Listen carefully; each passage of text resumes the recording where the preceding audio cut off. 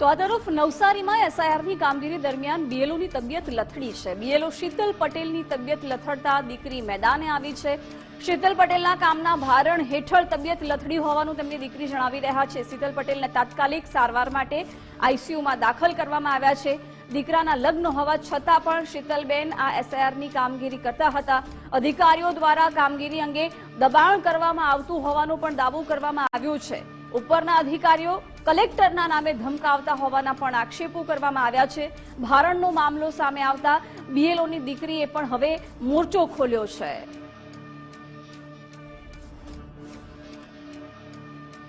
અત્યારે બીએલઓની કામગીરી સંપૂર્ણપણે નિભાવી રહ્યા છે અને આજે બનાવ એવો બન્યો કે સાંજે મમ્મી આવીને અચાનક આવીને ખૂબ રડવા લાગ્યા અને અમે ટેન્શનમાં આવી ગયા કે કેમ રડે છે. મેં પૂછ્યું તો કીધું કે હું કામગીરી બધી કરું જ છું.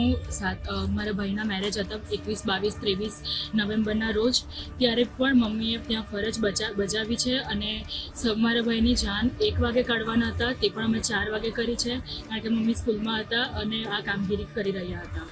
અને આટલી કામગીરી કરવા છતાં આજે પછી સવારે એમના જે સેક્ટર ઓફિસર હતો એમના ફોન આવ્યો કે શીતલબેન તમારી કામગીરી ખૂબ જ ધીમી છે, તમે કંઈ કામ નથી કરતા.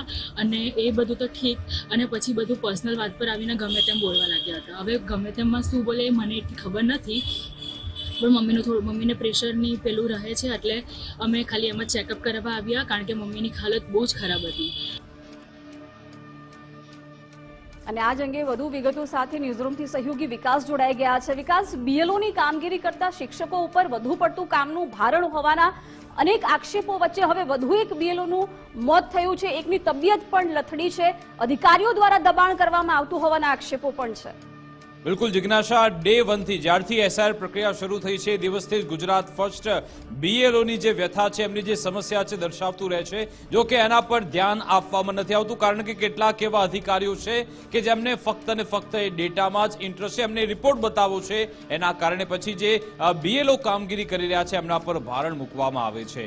એમાં ઇલેક્શન કમિશન એ તમામ જે જવાબદારી સોંપે છે કલેક્ટરને, કલેક્ટર પછી પ્રાંત અધિકારી પાસે રિપોર્ટ માંગે, પ્રાંત અધિકારી મામલતદાર પાસે રિપોર્ટ માંગે, મામલતદાર નાયબ મામલતદારને પૂછે અને પછી ત્યાં નીચલા લેવલે કોઈ વીસી હોય કે પછી તલાટી હોય, આ તમામ પ્રેશર કરતા હોય છે બૂથ લેવલ ઓફિસર બીએલઓ. આમ તો એને ડેમોક્રેસીના ફૂટ સોલ્જર કહેવામાં આવે છે. જો કે એ જ ડેમોક્રેસીના ફૂટ સોલ્જર અત્યારે પીડામાં છે. એસઆઈઆરની પ્રક્રિયા પૂર્ણ થવાને હવે લગભગ 6-7 દિવસનો સમય બાકી છે. એ પહેલા પણ તમે જુઓ કે કેટલું બધું પ્રેશર એમના પર છે, અને એનું મુખ્ય કારણ એ છે કે એપ્લિકેશન બરાબર ચાલતી નથી, સર્વરમાં ધાંધ્યા છે. એ સર્વર બરાબર ન ચાલવાને કારણે એમનું કામ દેખાતું નથી. મહેસાણાના જે શિક્ષક છે જેમનું હાર્ટ એટેકથી નિધન થયું છે, એ પણ કહેવાય રહ્યું છે કે મોડી રાત સુધી એમણે કામગીરી કરવી પડતી હતી. એક તો એમનું પોતાની જોબ એ કામ તો કરવાનું જ, સાથે સાથે એસઆઈઆરની કામગીરી પૂર્ણ કરવાની, અને એમાં પણ જો એપ્લિકેશન અને સર્વરના ધાંધિયા આવે, ઇન્ટરનેટ બરાબર ન ચાલે, એ કામ ન થઈ શકે, એમનું કામ બરાબર ન દેખાય. ઉપરી જે કક્ષાના જે અધિકારીઓ છે એ આવી રીતે જ્યારે દબાણ કરે ત્યારે આવી પરિસ્થિતિ બનતી હોય છે.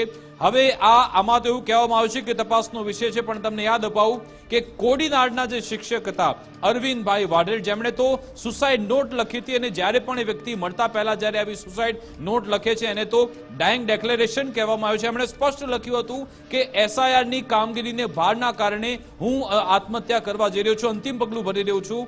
તો સવાલ એ થાય કે કેમ એને ગંભીરતાથી લેવામાં નથી આવતું, કોઈ સંવેદના બતાવવા પણ બહાર નથી આવતું કે ના આ જે સમસ્યા છે એનું નિરાકરણ આવે માટેના પ્રયત્નો પણ થતા જોવા મળી રહ્યા છે.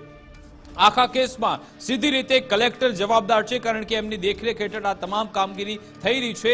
અને જ્યારે ઇલેક્શન કમિશન તરફથી કહેવામાં આવ્યું છે કે તમામ લોકોના વ્યક્તિગત જે પ્રશ્નો છે એનું તમે નિરાકરણ લાવો, એ આખી એની ચેન ચાલેલી છે.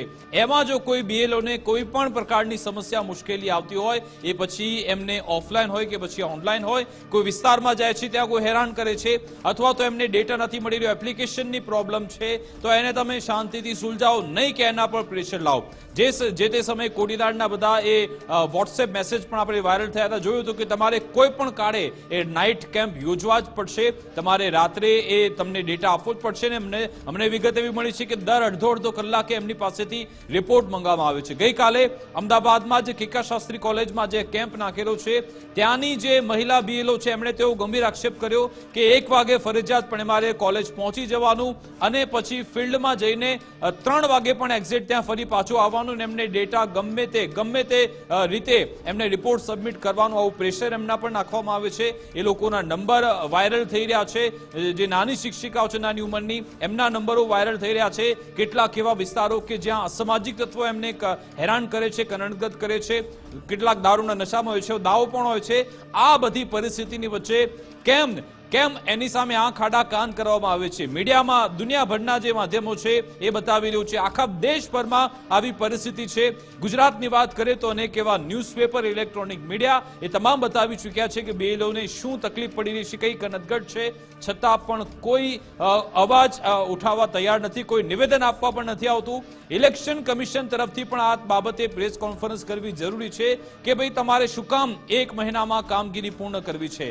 4 નવેમ્બરથી 4 ડિસેમ્બરનો સમયગાળો આપવામાં આવ્યો છે અને 4 ડિસેમ્બરની જે ડેડલાઇન આપવામાં આવી છે એ જ ડેડલાઇન પૂર્ણ કરવામાં, ત્યાં સુધીમાં 100% કામગીરી કરવાનો જે લક્ષ્યાંક છે એના કારણે જ બેલો અત્યારે ભારણ હેઠળ જીવી રહ્યા છે. અને કમનસીબે આવા બનાવ બને છે. બનાવ તો બને છે પણ એને પણ ગંભીરતાથી લેવામાં નથી આવતો. તમે જુઓ કે જે કોડીનારના જે શિક્ષક હતા અરવિંદભાઈ, એમના માટે કોણે કેટલા સંવેદનાના શબ્દો વ્યક્ત કર્યા. એમણે કહ્યું કે સરકાર તરફથી કહેવામાં આવ્યું છે કે સરકાર આમાં તપાસ કરાવી રહી છે, પણ એ જવાબદારોની સામે ક્યારે કાર્યવાહી થશે? આટલા છેલ્લા લગભગ 5 થી 6 શિક્ષકોના મોત ગુજરાતમાં થઈ ગયા છે.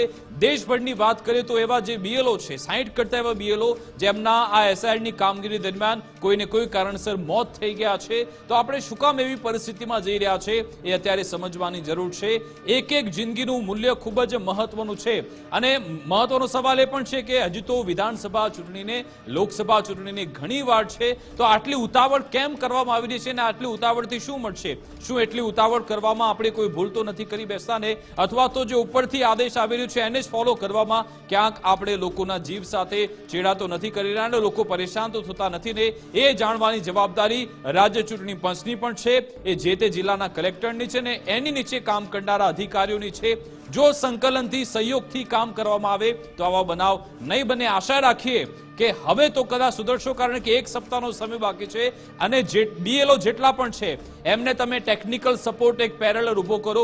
જેટલા પણ બીએલઓ છે, જો એમને સહાય, એવું કહેવામાં આવે છે કે વધારાના સહાયક બીએલઓને આપવામાં આવ્યા, પણ શું આપવામાં આવે છે કે કેમ એની પણ ખરાઈ કરો. એક બીએલઓની સાથે મેક્સિમમ 3 થી 4 જો લોકો જોડાય તો એ તમામ એરિયા કવર થઈ શકે છે. એમાં રાજકીય પક્ષો પણ એમને સહયોગ આપી શકે છે, એમની મદદ કરી શકે છે. એનજીઓ, સામાજિક સંસ્થાઓને, ગામના જે મોટા આગેવાનો છે પણ આગળ આવી શકે છે. બધા મળીને જો બીએલઓની મદદ કરે તો પછી આ ટાર્ગેટ પૂર્ણ થશે. પણ જો એકલા હાથે બીએલઓને આ બધું સોંપી દેવામાં આવશે તો કમનસીબ આવા બનાવ બનતા જ રહેશે. હવે એવું ના બને એની જવાબદારી તંત્રની અને સરકારની, રાજ્ય ચૂંટણી પંચની છે. જી વિકાસ, આભાર જાણકારી માટે.